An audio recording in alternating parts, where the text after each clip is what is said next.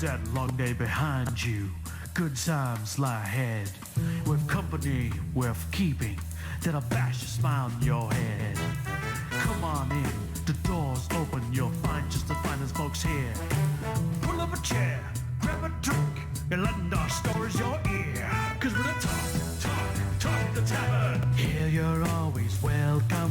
The talk the tavern. Promising beer and bedlam.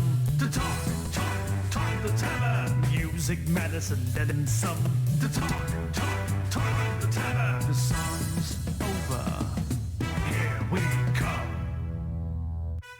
Well, welcome to the Tavern. We'll get to the topic and discussion in just a moment. Just want to let everybody know this is an adult show with adult topics, adult humor, and in other words, we drink, we smoke, we swear, and we laugh at things we probably shouldn't, but we do it together. For those listening to the podcast, we record the podcast on our live stream at twitch.tv/Travis Tavern Talk and have a live interactive chat audience. You might hear the sound of the bell, and that means I want to interrupt somebody to read a question or comment. For those on the live stream, we won't read off everything you put in chat, but we'll try to get to the most relevant or the most amusing, but hopefully some combination of the both. Now, while we introduce ourselves, go ahead and let us know what your vices are tonight. Okay, and I'll introduce myself first. I am Travis Sivart, author of incredible books, which had a great book launch, Silver and Smith and the Doppelganger's Gate, part of the Silver and Smith Chronicles. That just came out July 1st, and I really encourage everybody to check it out. I feel like it was a turning point in my writing, and I had fun with it, and I've got some great feedback from readers. So check that out. My vices tonight, I have a CAO Amazonia Brasilia, so a big fat stogie is what that boils down to, and I am drinking Tin Cup Rye tonight, which is a 90 proof rye mountain whiskey. So, and it comes with this really cool little cup right on top. I haven't used it, but it's there. Now, we have a first-time co-host here on the Tavern that we're going to pressure into doing the next introduction for herself. Crystal Wood, would you tell them a little bit about yourself and your vices, please? Yes, she would. Pressure. I am Crystal Wood. I'm an author and a YouTuber. You can find me at Writing Happy Hour on YouTube, where I get my favorite authors drunk and ask them questions. Sweet. I am smoking some red gummy bear hookah and drinking a rum and coke. Red Gummy Bear Hookah. What kind of rum, by the way? Cayman? Something? Like the alligator or the island? Yes. Either. And Ed? It's pretty good. Whatever it is, it's my husband's, and it's delicious. So thanks, honey. Well done. Somewhere. Ed? I'm Ed. I didn't author shit. I'm just here to drink wine and talk and drink more wine. And tonight I'm drinking a Meomi Rosé. What about your YouTube channel? Yeah, it's there. It ain't got no new shit on it though. Okay, for all our chatters, for those that threw their vices up, Word to Win is having Tulsi Rubius chai and drinking it cold tea. Nobody else said shit, so we will move on from that. Hey, let's do a quote. Now we're going to do two quotes. First of all, our topic tonight is polyamory or / alternative lifestyle. We'll see what direction we go in. Cogsley's quote tonight is, this is actually a good quote. It's not the daily increase, but daily decrease. Hack away at the unessential. A quote from Bruce Lee. Yeah, trim the fat, folks. Makes a difference in your life. Now, a quote from us. Here's to love and enjoying life. Really, the most important thing when you're done with life. Here's to that. Here's to that. There we go. I was just waiting for everybody to raise their glass. Okay, so tonight's topic, polyamory. For anybody who doesn't know the definition of that, I'll loosely define it. Everybody else can jump in and throw in their 2 cents, expand on it, tell me I'm full of shit, whatever. Polyamory is basically having a relationship, generally a romantic and or sexual relationship, with more than one person at a time. Good basic definition, we good with that? Ooh, yeah. I can get into that. Yeah. And we all have some opinions and or experience with this.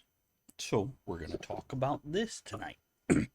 And I'll go ahead and start that way. And I'm doing this more so for Crystal, so Crystal can kind of get used to the tavern and the flow. I myself have explored polyamory and found it's just not for me. I'm wired monogamous. And I'm very comfortable with that. But I'm also very comfortable with other people. Wordwin, that is a great question.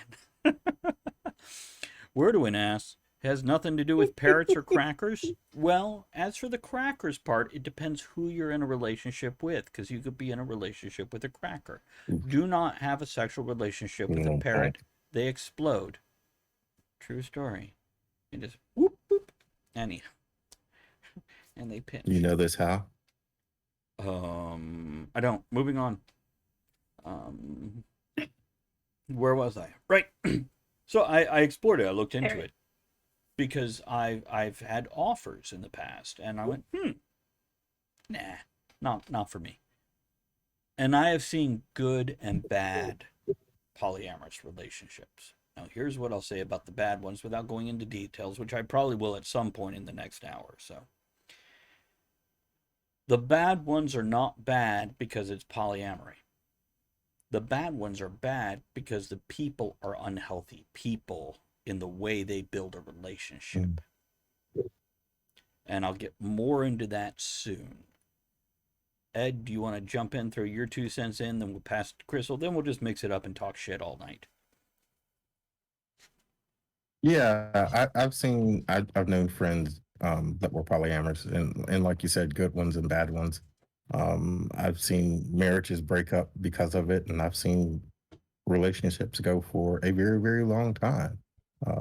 So yeah, there are good ones, bad ones. I think some people have gone into it not really understanding. Sorry to interrupt. We have a comment that's relevant. Jewel throws in, duct tape keeps the parrots from exploding. Go on, Ed. I don't know how to follow that. Really, I don't. Segueing out of the parrot thing.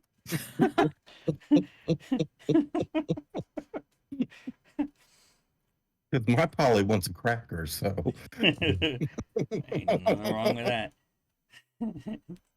It's since I have known Ed, he has always enjoyed crackers. Let me just say. Parrot tape is even better than duct tape. Well, I don't think we need to split feathers on the ethnic background of the fowl. I think it's meant more as a broad spectrum, usable amongst all fowl, water or otherwise. Ed, you were saying you've seen good and bad? You've seen it break relationships and do what else? Yeah, sure. Like you said, good and bad. Damn it. I should never interrupt Ed. He stops talking. Like if you're in a relationship with somebody that you don't like, adding an extra person isn't going to make you like that first person. Ooh. Oh yeah, look at that. Just digging deep right away. And that is fair. Yep. Go ahead, go on with that, Crystal, and then I'll. If you're looking into polyamory because you're bored and or just not compatible with the person that you're with, you might just want to forego that step unless you're looking for a quick way to get rid of that extra person. Yeah, I have some friends. They said it was polyamory. To me, I thought they were just swapping, but they were a couple, got involved with another couple, and before you know it, they're divorced and with one another. It's Yeah. They need that security blanket to ease the transition because they don't want to be alone when they transition. Good word for it. So that's, let me say I guess this. that's By the one way, of doing it. in chat the other day on the live stream, somebody gave relationship advice who claimed to have no relationship advice, and that was, in a relationship, communication is essential to make it a collaboration instead of a compromise. And we always hear relationships are a compromise, and I loved that turn of phrase, I hate that. collaboration. Yeah, Yes. Go on, Ed. I hate the term compromise because there's no such thing as a compromise. If you're compromising, then neither one of you are getting what you really wanted. Right. So it's not a true relationship.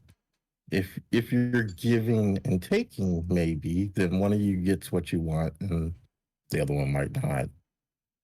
But hopefully next time around it will be the other way around. But compromise, then nobody's getting what they wanted. Yeah. It's I think with collaboration, that is just a great way to put it. And I found it awesome because then you're working together to create something bigger instead of cutting pieces off so somebody's compliant. Goodwin says negotiation. Well, I think discussion is a better term than negotiation. See, I've had friends who said True. they were polyamorous, and my first thing whenever I've been approached with a polyamorous offer is I need to hear the same offer from your spouse or your other half. Mm. I need to have this conversation with them also, and hopefully with all three of us in the same room. Because My wife just says she has to approve of all my toys. Yeah. Like her. Yeah, Teresa's great. Jules says, we believe that the ground rules are set and acknowledged up front. Yes, we do not mess up other people's relationships. Where do I says, can't just parrot platitudes. Yeah, it's I one of the people that had offered me, approached me, whatever you want to call this. I said no, I'm not interested. Even if your husband is comfortable, after saying I'd have to have this conversation with him also. And what happened next is they actually did get into a polyamorous relationship and divorced a few months later. Oh, wow. And remarried and then got upset when he cheated on her. So yeah, if you are a person who has time, so important for polyamorous relationships. If you want to sit with one person on the couch and then go have sex and go to sleep, polyamory might be a little too much for your schedule. But if you're willing to do something with both, go out and spend time with one, go out and spend time with the other, it means you want more personal interaction. And that's great, that's fine. But yeah, it's not replacing something missing from your relationship. Right. And two, you can't treat that third person that comes in. That's assuming that we're talking about like a threesome relationship where all people are involved with each other. Some polyamorous couples keep their dating lives separate, and this person dates these people and this person dates these people, and some people like to only date together. Right. And you want to make sure that if you're dating all together, that everybody is getting the amount of attention that they need. That third person also is a person. Yeah. And has needs and feelings and, needs to be emotionally taken care of and stuff too. So. Right. Yeah. So Ed, when your wife says, I have to approve all your toys, that person that she addressed as a toy needs to be comfortable with that place in your life. This is fun. This is sex. This is not a you're moving in. We're building a long-term permanent trio or smoosh. I've had people. It could be. Well, it could be. Yeah, it's actually true, but they have to. It just depends on the arrangement that you've got. Right. And no two are no two are the same.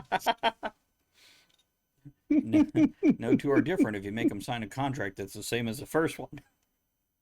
Yeah, I think polyamory, like anything else, it comes in all kinds of forms. I mean, there's been a person that's been in our life for probably the entire 15 years that Teresa and I have been together that we suddenly started referring to as the sister wife. And it really had nothing to do with sex. It's just the three of us were always together and we really loved each other. So yeah, she became the sister wife. We don't see her as much as we'd like to now, but right. we still have a lot of love for her, you know. Well, now I'm curious because Ed has called me brother, but he's never called me brother husband. No. It's or brother wife, just to be clear. It's we'll just take back and enjoy our vices for a moment while we bask in that glow. Mm. I'm basking. That's right. Okay. So, what do you think makes a And strong? I What's that? Somebody said Yes. something. Crystal, did you say something? Wait, no, I no. said hydrate. Sorry. Oh, hydrate. Okay. So, what do you guys think makes a strong polyamorous relationship versus a unhealthy one, or healthy versus unhealthy? Let's use those terms, I guess. And we've already touched on a few things, but let's expand on that and give examples.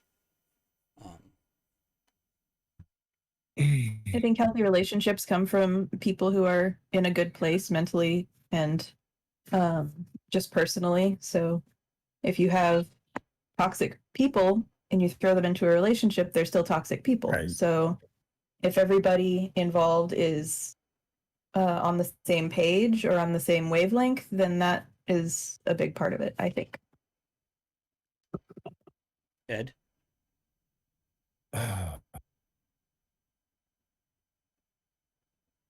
Yeah, what she said. I don't know. Going from a couple going into it, you have to, I feel, already have a strong relationship. What makes a strong relationship? I I don't know, understanding, not lying, trust, all those things that people say make a strong relationship. I mean, What Jewel just said, communication is key. communication is very much the key. I mean, when my wife and I got together, we told each other from the beginning, don't cheat on me, and people are going to laugh. Um, I don't care who you with, but don't cheat on me. That, and some people don't really understand the difference there. It's just, don't tell me you're going to be with your girlfriend, in her instance, or me go be with the guys, and you're really slipping out to be with somebody else. Just say, hey, I'm going to go sleep with Joe tonight, and that could be either one of us, whatever. But Right.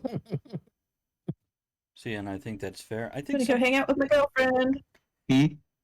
I think something people don't realize is relationships evolve. And there are certain keys. If you check psychology, 3 years, 7 years are two big points. 12 years is the next one after that, if I remember correctly. And people expect when you first get into a relationship, it's frequent sex. You're always around each other. And then it gets to a point where you're together. You're trying to live a couple's life and a separate life at the same time. This is where that communication and collaboration comes in important. Oh, yeah. And if you're going to be in a polyamorous relationship, you have to work this in. Yeah, exactly. As John just said, relationships are like Pokemon. They evolve. 3 stages. Absolutely. And that final form is fucking incredible if you could play long enough to get to it. Yeah. At 3 years, quite often, the sex does ease back. The passion is gone, but it's replaced with something more. And at 7 years, there's another step. And at each point, and yours might differ in time frame, you need to have that communication to go, hey, something has changed. Are we still good? Are we still meeting each other's needs? Do we? Mm-hmm. And then once you had reevaluate on occasion. right, which Andrea and I, on our anniversary month, that's when we evaluate every year. We sit down and talk about, hey, are the chores split evenly? Are we dividing bills equitably? Are we happy with each other? Is that chewing noise really getting to you every time I eat? Whatever it is, it's just important to open it. Go ahead, Ed. But evolving, and what you said, it's important to recognize that people change. And Hopefully. good, bad, or indifferent, people change. What they may have enjoyed, in my case, 15 years ago, they may not enjoy now.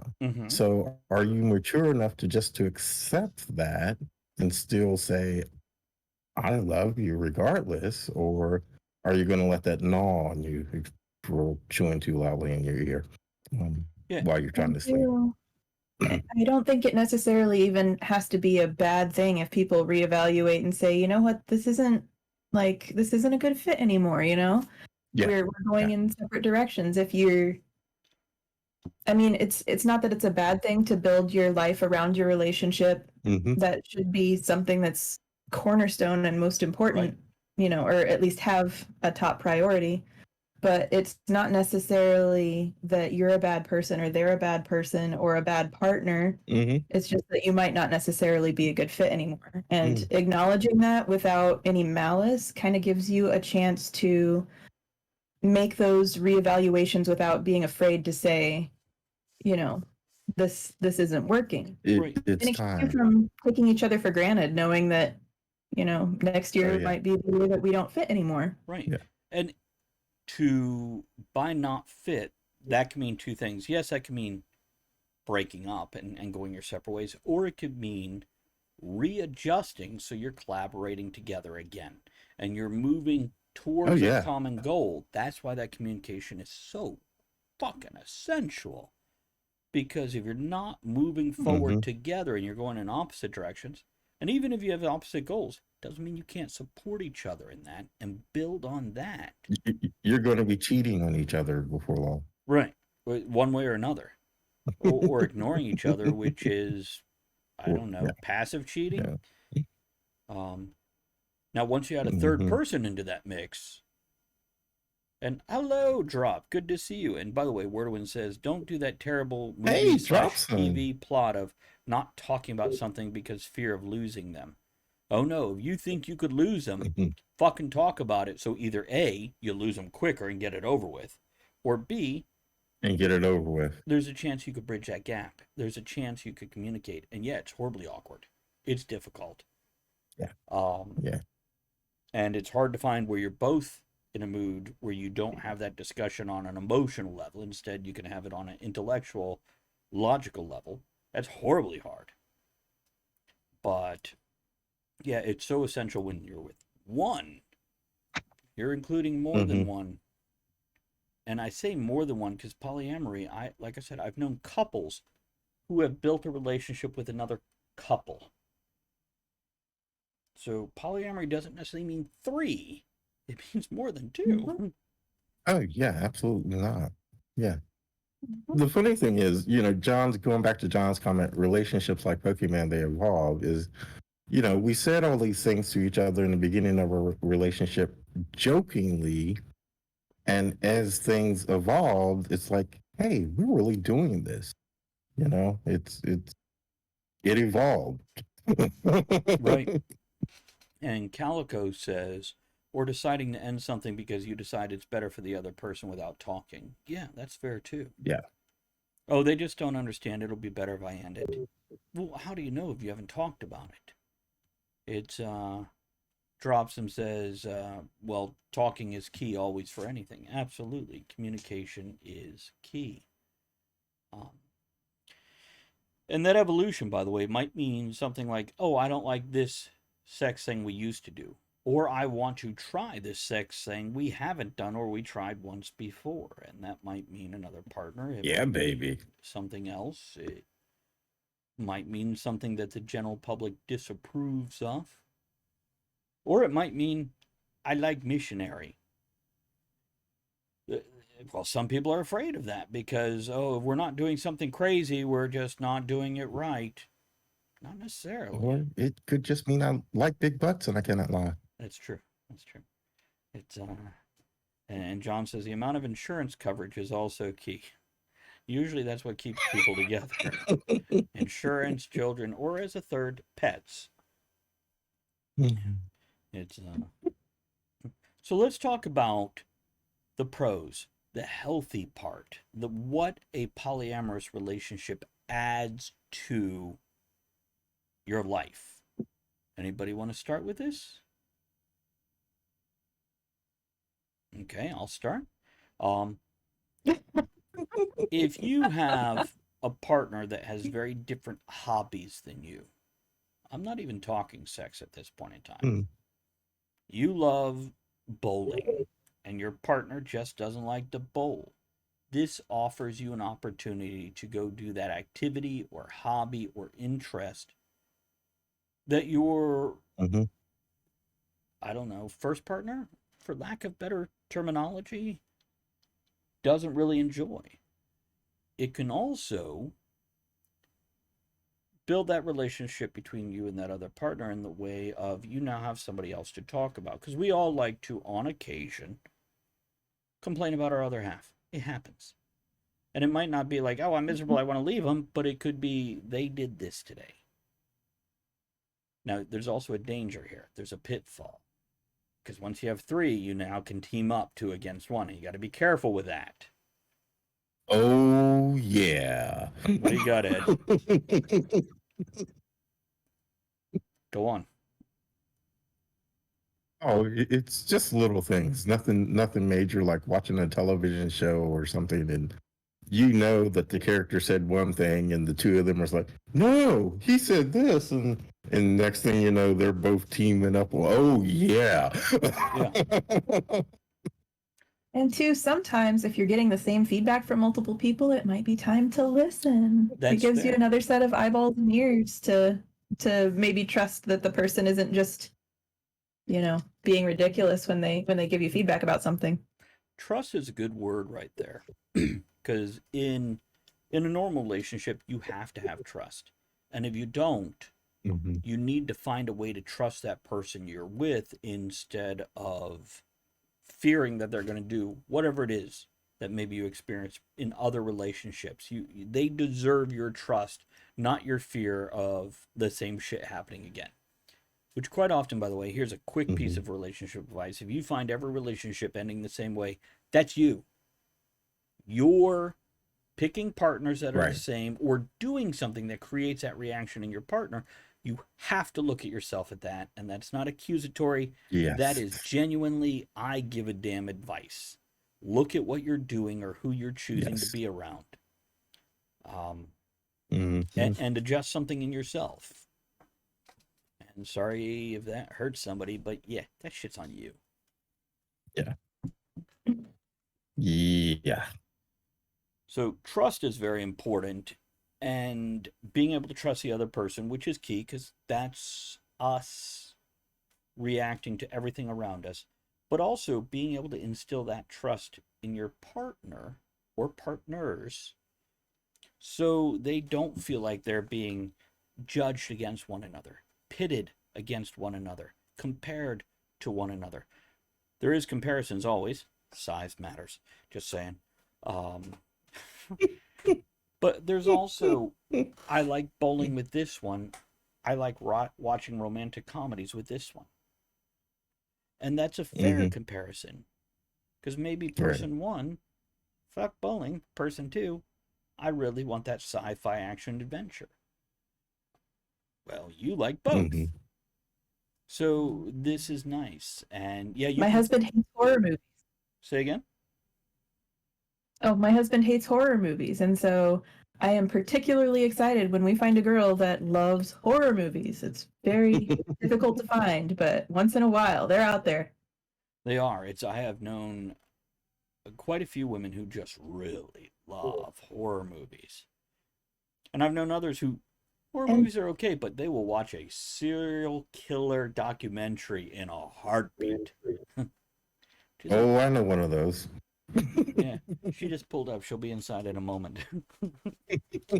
I know two of those. It's their pro to the poly thing is that different people have different strengths and weaknesses, and sometimes like if one person is particularly good at cooking and maybe they don't want to cook all the time, having an extra person in the house that can cook is super fucking nice. or do Absolutely. dishes. Nice. And just like adding that person to the family dynamic and having, a second, I don't know, Yeah. not a second, a third. I don't even feel like I exist. I just Crystal's like, float I without just a ain't body I or just head. ain't cooking. One of you go cook.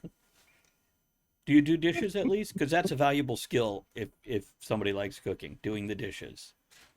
It's Man, having a third person in the relationship that just splits the workload and the bills and everything, just and even 3 ways, which it seems to me like the way the economy is, it's just a lot more convenient to There is have that 3 too. people trying to make a household work.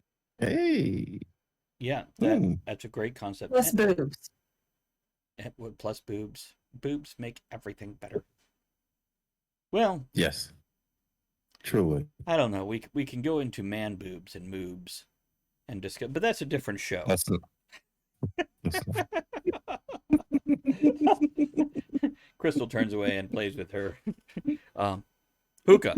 Hookah. That's what I wanted.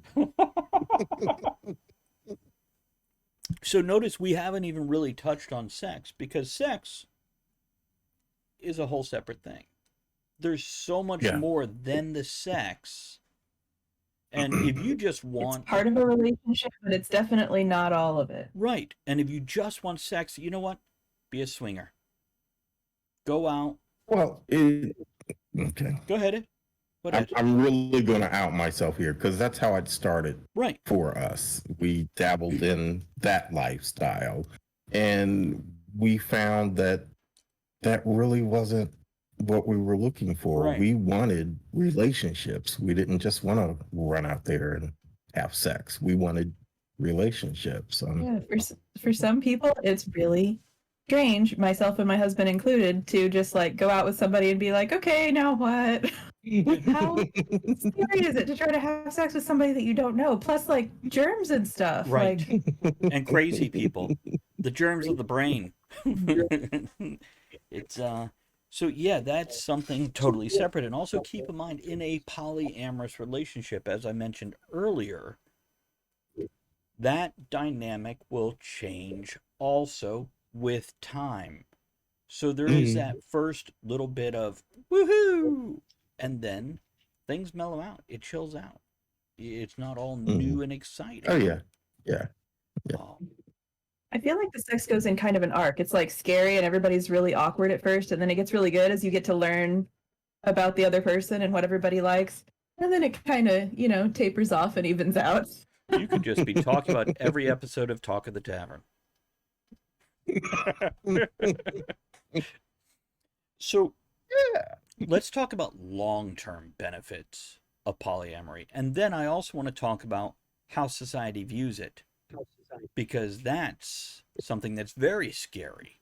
That judgment of the outside world, let alone approaching it the first time with somebody. It's so long-term benefits. Once you're past 3 years or 5 years, and I don't know if either of you, Ed, kind of, yeah, here? Kind of, yeah. I mean, some people probably wouldn't even define our relationship as a polyamorous relationship, but I think it is because, like I said, we do love each other. We don't spend as much time together as we used to, but we're not forgotten. It's always there. And when we do get to spend time together, it's like yesterday. Last time we saw him was yesterday. So yeah, it's literally or figuratively. Awesome. No, we don't share a home together or anything like that because she wants to do her own thing, and I admire the hell out of that. So yeah, it's where the support comes in. Yeah. Yeah. Oh yeah. Now, Crystal, yes. Me and Chris have been together for 16 years. Well, we've been married for 16 years. We've been together since high school, so I don't count the first couple or whatever. I think because that's fair. I don't know. Oh wow.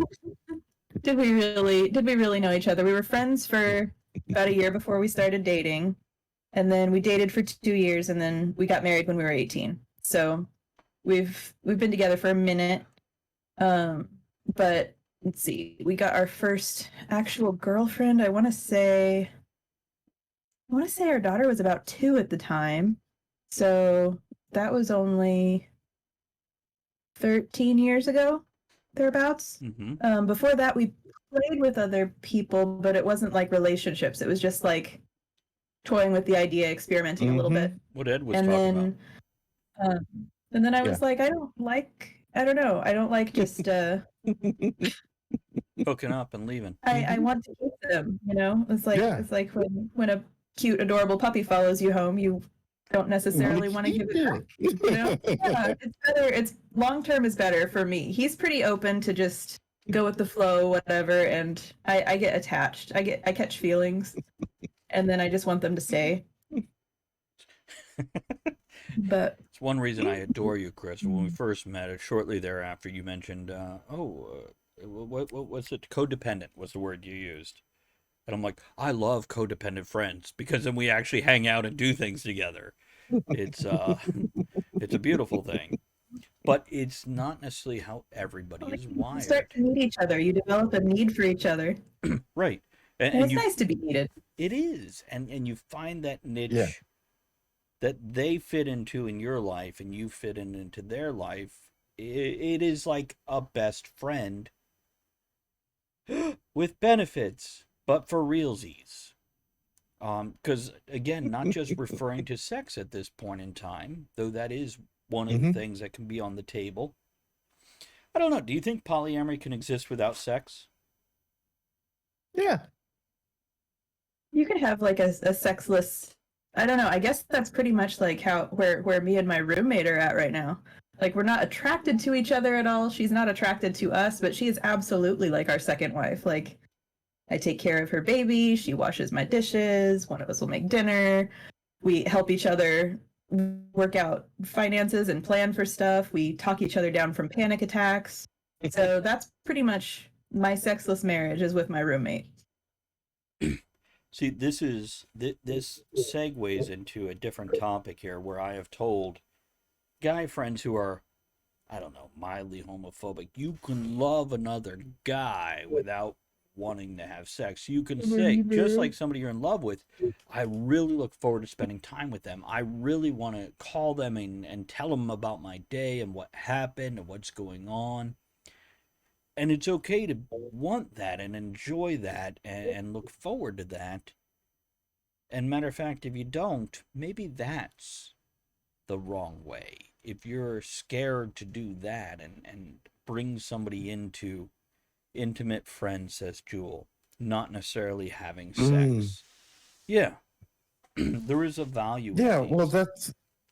here's the funny thing about our second wife. Okay, we haven't had sex, and I won't say it's not out of desire or not wanting to. We're afraid it's going to ruin it. How many times have we? In my experience, when you have a friend that's that close and you're just like, oh, I don't want to ruin it. Mhm. Sometimes you can try it out and then be like, no, that was weird, and everybody's like, that was Right. weird, We're but I afraid it's love just you, going to and then be too everything is damn fine. weird.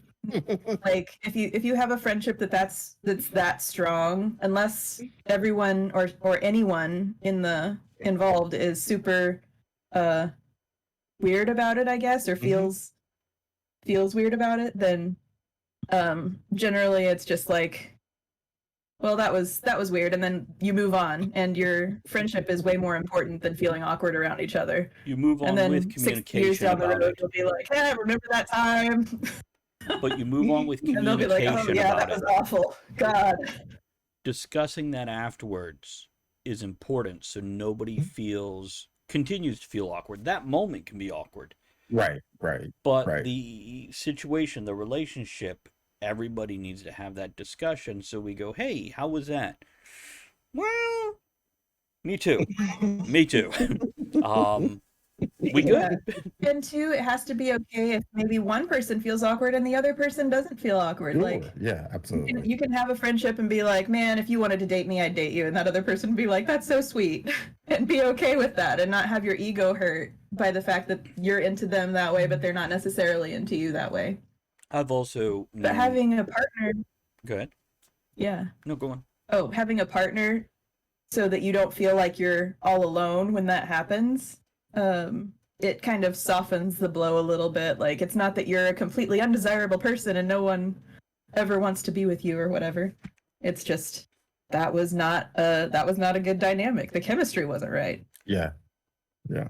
And I've had polyamorous friends who, for example, the husband was cool with another guy and the wife was cool with another woman, but the wife had no interest in other women sexually. But the guy was comfortable with Mhm. other men sexually. So that's something else to consider. A polyamorous relationship doesn't mean a fully interactive sexual three-way. It can mean Yes. sex with 3 people. Well, hello, Marlene. You have come in at an interesting point in Hi, time. Marlene. Good to see you. But it can mean sex To the with tavern. 3 people in the interaction, but only one person interacting with both of the others, and the other 2 not interacting Right. more than emotionally, not necessarily physically, and that's okay too. Mm-hmm. But what I'm hearing now, Polly. Yeah, Go ahead, Ed. Go ahead. No, please. Me? I'm sidetracking. Yeah, there was someone else that said she wanted to be in a polyamorous relationship with T and I. Mm-hmm. When really she and I were the 2 that had the relationship, and she couldn't understand. She thought that polyamory meant all 3 of us was going to hop in the sack and blah blah blah blah blah. And Teresa's like, no, go do your thing, go to dinner, go do whatever you want to do, sex, whatever. And I'm doing she just laundry. really, yeah, she just do really that. couldn't understand that it didn't mean all 3 of us were going to hop in the sack and get the groove on. And well, she's gone. Yeah, it's okay to sexually experiment, but polyamory, breaking the word down, poly means many or more than one, generally many. Amory means love. It doesn't mean fucking a lot of people. That's fucking a lot of people. And that's cool too if that's what you're into. Again, I will make the clarification right now. In a healthy relationship, that communication, so everybody is in the loop. Your other half, Mhm. your spouse, your partner, whatever, knows what's going on. And very important, that third party knows what's going on. This is whether it's a one-night fling or whether it's a long-term thing. And Jules says a previous boyfriend code word for he's not interested in sex. I'm flattered. Marlene says, well, a guy being okay with other guys or the lady sounds more like a cuckold.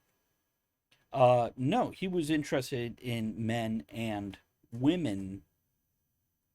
She was just interested in men. She had no interest in women. Now, she didn't mind her husband having another partner, another sexual partner, another romantic partner. By the way, Andrea says communication is key. And Jules says polyamory is wrong. It's mixing Greek and Latin roots. So grammatically wrong is the point. By the way, I sent Crystal a thing about grammar the other day. Synonym rolls. Just like grammar used to make. I laughed way too hard at that one. And then you shared it. I'm going to step out for 1 minute. I'll Go ahead. Yeah, pause yourself. The bottom line from everything we've been saying. Oh, I thought Ed was raising his hand. I had to check for a second. No. I'm just waiting for her to come back because I got to step out real fast too. Oh, very good. We don't want to leave Travis by himself in the middle. I appreciate that. It's okay to love more than one person. Physically, emotionally, Sure. mentally. And there are differences. I love some people that like, oh my God, we don't have a lot in common or intellectually where we can have a deep conversation. Ed and I, in this context, I could fucking say polyamorous with Ed. Because I want to call that motherfucker when I've got a problem so I can share this problem and get his point of view. Even if his point of view is, and sometimes that's all it is. Other times Ed is, all cheering along. Yeah, I get that. I'm with you on that. But it's a beautiful thing to have that person that you can reach out to. So I don't want anybody listening to this show and this topic thinking polyamory is about sex. Sex can be part of it. No.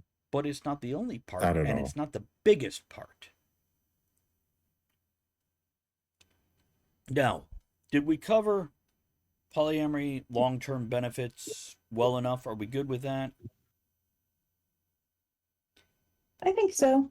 I think also I want to say just one more thing is don't be afraid to say if you're feeling insecure. It's a big deal because I think insecure has been painted as like this ugly word, and it's okay to feel insecure about, being afraid to lose the person that you're with or whatever. And if that's a valid feeling that you're having, don't be afraid to vocalize that, or don't feel like it makes you look bad in any way. And that's not just for polyamory, by the way. That's across the board. Whether it's with a friend, whether it's with your romantic partner, your permanent partner, your whatever, that is valid. Now, if every week you're reiterating that for the past year, that is something you need to work on. You need to look at that's you. That's not what your partners are doing. You've got something going on, and you have to find your own worth and your own value and appreciate it in yourself. And some of us And are two, you can let your insecurity pass. It can be a thing where you're just feeling insecure at a specific time, right, and maybe nothing triggers it. which And you get a little extra attention and you feel better and it goes away and you can go back to business as usual. I think we all get that, what you're describing right there, at some point in time. And regularly, not just like once in your life. But if you always feel that way, that's something you need to explore and look at in yourself. Because, again, maybe it's trust, maybe whatever. And some of us are wired that way. And I get it. Because heaven knows I have my insecure moments where I need that reassurance. Absolutely. But I want to switch this because we've got about 10 minutes left of the topic before we do the wrap up. Let's talk about kids, children in a polyamorous relationship. Because this is something I've had polyamorous couples with no kids. I've also known polyamorous couples with kids. And because of the stigma on this type of lifestyle in our current Western relationship, we're not even going to explore the other continents and how they feel about these things. What about the children? Yeah, well, let's talk about that because that is valid.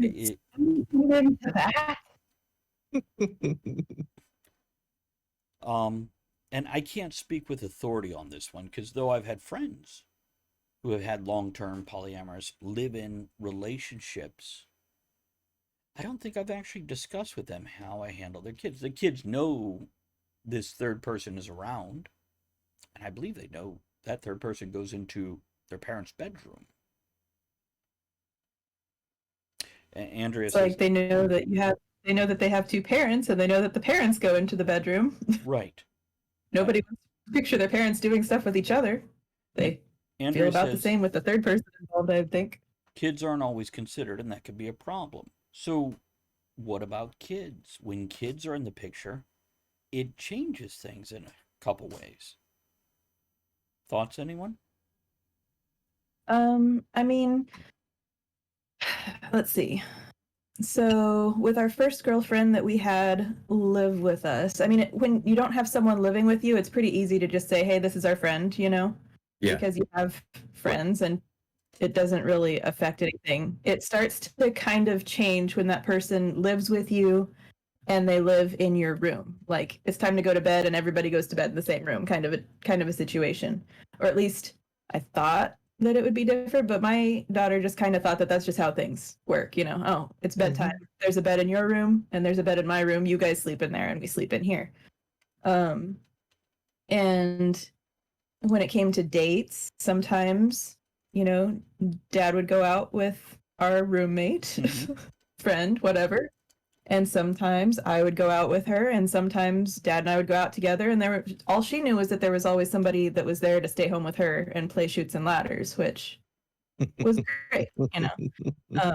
One of our girlfriends had a tattoo of angel wings on her back. And when she would give piggyback rides, my daughter called her step Pegasus because she was the horsey that had wings out of the three of us. Nice. So, and two, one of our girlfriends had kids and one didn't. So the one that didn't, she was the fun one that, you know, was a lot less parental, that let them get away with everything. And then the one that has kids was a little bit more maternal, like set rules and boundaries and, you know, was a little bit more of an authority figure. And I mean, just like how no two relationships are alike. There's going to be no two relationships alike with that extra person and your kids, or that person and their kids with you. And hopefully everybody gets along, because if they don't, then that really sucks. And I don't know how that would work. Now, Ed, I want your feedback on this. I want your thoughts on this, but I want Sure. to read a couple comments first. Wordwin says, if it's a healthy relationship for the adults, it should be for the children, I think. And kids will adapt and figure out how they can best take advantage of the situation. The little disease factories are all about leverage. That's fair. Marlene says, what did you call her in front of the Accurate. child? How did By you... her name. I mean, I'm yeah, also curious. we just called Go on. And I mean, I've introduced her as my girlfriend before, or my roommate, or whatever the case was at the time, but for the most part we just referred to her by her name. We called each other babe or honey or sweetie or whatever, but we called, all of us call each other that. It didn't really seem that much different than just having a friend that lived in the house that also slept in our room. So my daughter didn't even actually understand that we were dating people until maybe 2 years ago. She's 15. No, that's fair, because you don't look at it. Yeah, she was talking about polyamory, and and I can't even remember exactly how the conversation went. And I was like, well, I mean, it's not that weird, because we had a girlfriend you didn't seem to mind. And she was like, what? I was like, this person and this person, like, it never seemed to bother you. And she was like, you guys were together? I was like, oh my gosh, you oblivious little child. Like, we held hands, we cuddled on the couch, we spooned in bed and made breakfast together with our arms around each other. Okay, but Crystal, yeah, I'm very apparently curious. I'm just How did it feel? So it wasn't that different. I'm very curious, Crystal. How did it feel coming out to your child? I mean, we weren't really hiding it in the first place, so it didn't feel like coming out. It was just kind of, she just suddenly noticed. Right. Or it came onto her radar. Or something, and it suddenly became a thing in her world that she went, hey. Right. Well, until last year, she thought that the bed restraints on our bed were for to keep me from sleepwalking. I love it. Yeah. And so I figured we should probably have that talk, because she was telling her friend how funny it was that I sleepwalk, and I actually need to, like, tie myself to the bed. I'm like, please don't tell people that. Please don't tell people that. And she's like, why? And I'm like, okay, I gotta come clean. I lied to you about something. By the way, so maybe just don't mention this at all. She was mortified. That was awful. Couple comments. Andrea says, with kids, they may not understand how to react when their friends ask, which very much relates to what you're saying. And Marlene says, how did you handle departure of one of those relationships, especially if they lived in the house? I mean, my daughter felt really sad when when one of our girlfriends left, because they were really close. But she got a good job opportunity across the country, and it was just time, and she wasn't getting all that she needed from life where we were at, and she wanted to pursue her own path and her own journey. And so that just happens sometimes. Sometimes people come into your life and they go out. We're still good friends to this day, talk all the time. Yeah. And our other girlfriend that had kids, that was a little bit easier, because the rivalry between my daughter and her oldest daughter was just, oh my God, it was so bad. But it was more like, oh my God, I've got the house to myself again. And it was a relief for her. So it just, it depends on each individual relationship. For different people, it's going to be easier. And for some people, it's going to be a little bit harder, and there's going to be some tears. So it just happens. Now, Ed, we have totally skipped over you on a bunch of stuff here. And I wanted to give you a chance. What you want to know? Huh? What you want to know? Any of this stuff. Well, with kids and all that? Kids with me, T and I don't have children now. Our sister wife does have kids. Right. And there really hasn't been any explanation, I don't think, to her children. because for her it was simply, well, I'm going to spend the weekend with Ed and T. I mean, we were close friends, so that's what she told her kids when we all would hang out together, whether it's camping or whatever. There really wasn't anything to give a clue, unless you were an adult, to give a clue that there was a relationship there. So I don't think she really had to actually explain anything to her children. Now they're old enough now to be watching this show, so I probably just outed her if they can figure out who it is. But Well, here's what I'll Oh say. boy. From Yeah, I every think that's what most people don't realize is that poly people don't have a sex swing chilling in their living room. Like we're just we do things in private just like everyone else does for the most part. right. So what I'm hearing from all this is relationships, when they're established, especially, they're seamless. They're a part of your life. They blend in. They fit into your world. And the kids, until they're looking at sex as a topic they're exploring, it's not even on their radar or concern. And it's no different Yeah. from a roommate or an aunt or an uncle in the house. Right. And again, that person's interaction with the kids depends on their level of paternal instinct or experience, and so on. Or So, if they're just going to be the fun auntie that brings candy all the time.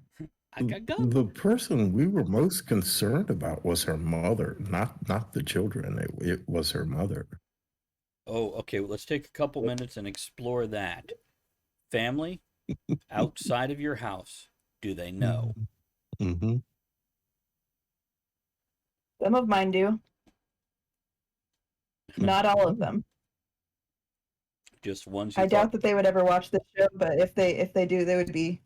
I guess they'd probably be like, "Oh, well, that explains some things." Well, don't worry. I don't think our viewing audience expands to everybody's family. Ed? Um, my husband's family, they all know. They've known for many, many years because he just came out and told his freaking mom. Just nonchalantly, and she was just like, "Oh my god, you guys are gross." And that was pretty much the extent of it, and she never brought it up again. Was it all just And like, occasionally hey, she'd be Mom, like, "Is that your girlfriend or is that your roommate?" I'm banging But her. I'm banging her. Cha-ching, baby. one time my mother-in-law used to go, "I think that you should go back to doing the dishes because your girlfriend, she doesn't know how to do the dishes right." Okay, well, that's a fair thing. Take that as approval. None of my family know. No. We just recently went to the beach with T's family, her sister and her niece. And T did make the comment one day, they're going to start asking questions if you keep saying honey, baby, and sweetie to her. I don't think they will. And if that happens, you just got to be ready to answer, man. I think most people You will have a avoid united things that front, feel so you know awkward. if you're going to lie or if you're going to come clean. Okay, so it's time to wrap up this episode. Anybody have any closing or final thoughts? Love whenever you can, man. And as long as everybody's happy, then more power to you. Ed? And I'll drink to that. That's a great closing I'll toast drink right to there. that. Okay, Ed, you good with that then? Yeah, love the one you with, no matter how many it is. Now, my closing thoughts on this. Any relationship, especially the types we've just been discussing, but whether it's with your kid, your parents, co-workers, communication is key. Okay?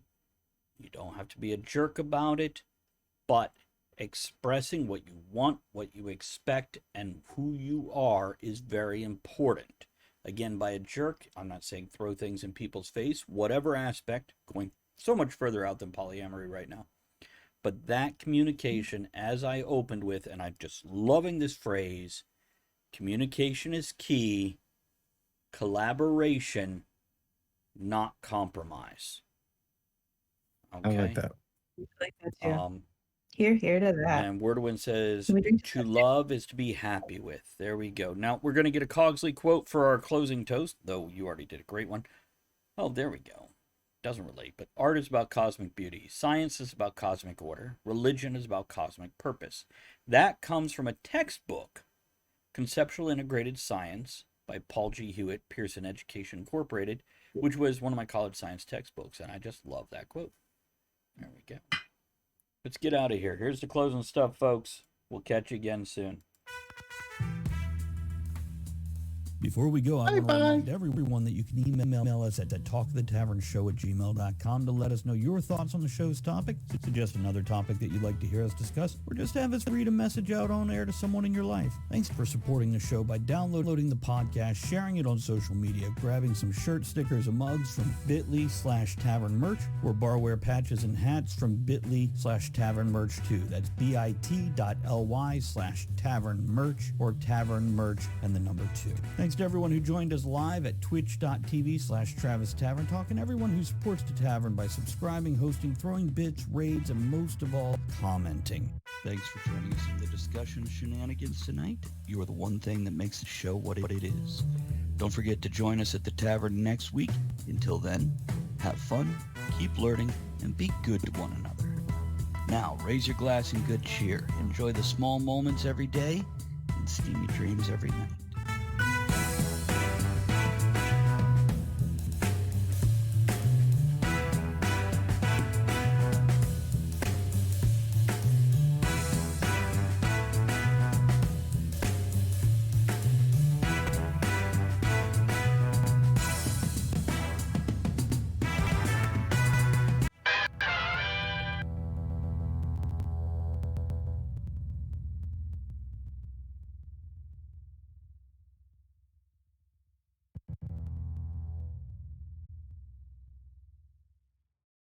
Yeah.